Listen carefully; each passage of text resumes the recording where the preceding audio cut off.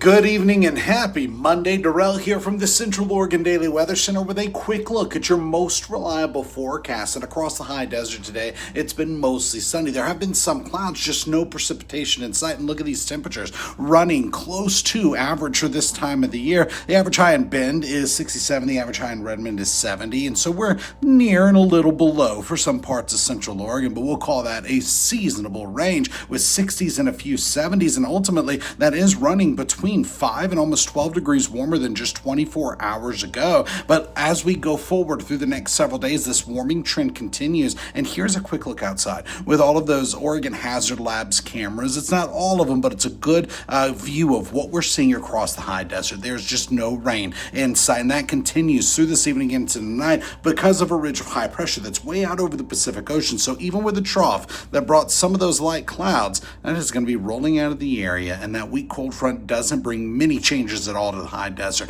Then through the day Tuesday, a few more PM clouds, and there's some faint rain on there. I'm just not buying much in the way of precipitation. By Wednesday and Thursday, more cloud cover than sunshine, and this dry pattern continues across the high desert with no rain in sight through the end of this work week. So a quick look forward for tonight, expect lows in the 30s with a few 20s out there. By Tuesday, we're looking at 70s across Central Oregon with a few 60s on the map. Now, where we have these few 60s, that'll be in our higher elevations, but the general trend is that continued warming is going to take us well into the 70s, then into the lower to mid 80s as we're going through Friday and Saturday. So wrapping up the work week, getting into this Memorial Day weekend, we are bringing the warmth before a weak system Sunday, and by Memorial Day, a dip in temperatures that puts us a little closer to average for this time of the year, and that is the latest in weather. Join us tonight on Central Oregon Daily News. We'll have the latest headlines and your most reliable forecast.